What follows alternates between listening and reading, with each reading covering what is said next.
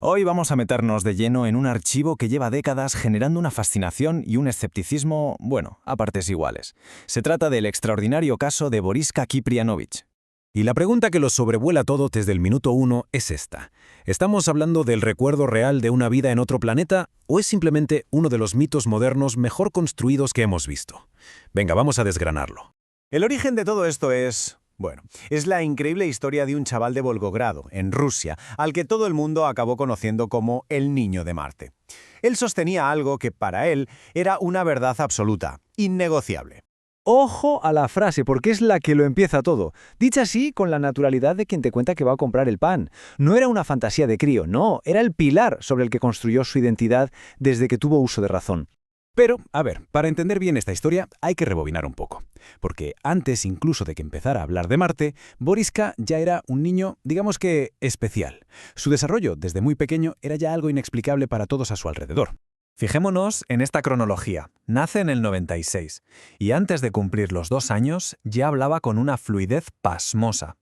Y a los 4, mientras los otros niños jugaban, él mantenía conversaciones sobre astronomía, con un nivel de detalle que dejaba a su familia totalmente desconcertada. Y aquí entra en juego su madre, cuya opinión, claro, es clave para entender por qué el caso cogió tanta fuerza. Ella siempre insistió en que aquello no era un juego, no era una fantasía. Para ella, la seguridad con la que su hijo describía el planeta rojo era la de alguien que de verdad lo recordaba. Vamos a ver qué detalles daba sobre ese mundo que supuestamente recordaba. Porque no eran generalidades, eran descripciones muy precisas de una civilización entera, una civilización perdida. Pues según él, la cosa era así. Los marcianos tuvieron que empezar a vivir en ciudades subterráneas después de una catástrofe. Su biología era distinta, no necesitaban oxígeno. Y su tecnología era increíble, basada en energías avanzadas, con naves triangulares que podían doblar el espacio, y soltaba un detalle bastante inquietante que todavía quedaban supervivientes, allí, ocultos bajo la superficie marciana.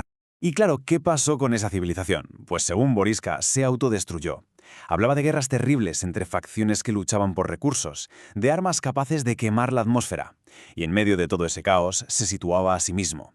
Él decía que había sido piloto y que su misión era transportar unos cristales energéticos vitales. Así que esta es la clave de todo su relato. El Marte rojo y desértico que vemos hoy sería, según él, el resultado de una guerra a escala planetaria que lo aniquiló absolutamente todo en la superficie. Pero ¿cómo es posible que la historia de un niño de una pequeña ciudad rusa acabe dando la vuelta al mundo? Pues la respuesta está en los medios de comunicación, que a principios de los 2000 se lanzaron de cabeza.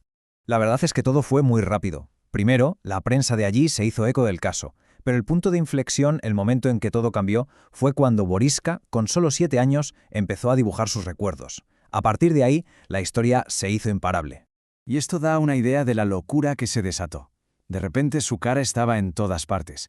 Los titulares aparecieron por todo el mundo, cada uno más espectacular que el anterior, y Boriska se convirtió en una especie de celebridad del misterio. Pero la clave, lo que de verdad hizo que tanta gente se lo tomara en serio, no era solo lo que contaba, era lo que dibujaba. Mapas, máquinas, naves, todo tenía una lógica interna, una coherencia que, desde luego, no parecía propia de un niño de su edad. Pero como todo boom mediático, la espuma empezó a bajar. Con el paso de los años, el caso entró en una fase completamente nueva, la del análisis más frío, la del silencio y finalmente la que consolidó la leyenda.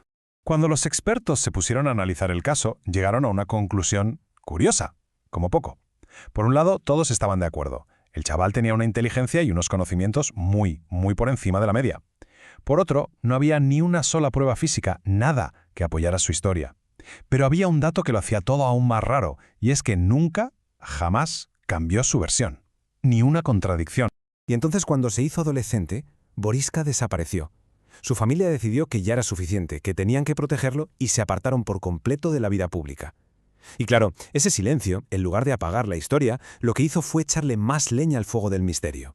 Y así volvemos al principio, a la misma pregunta del comienzo, pero ahora con todos los detalles de la historia sobre la mesa. ¿Fue Boriska un niño superdotado, un genio, con una imaginación tan potente que creó la historia perfecta?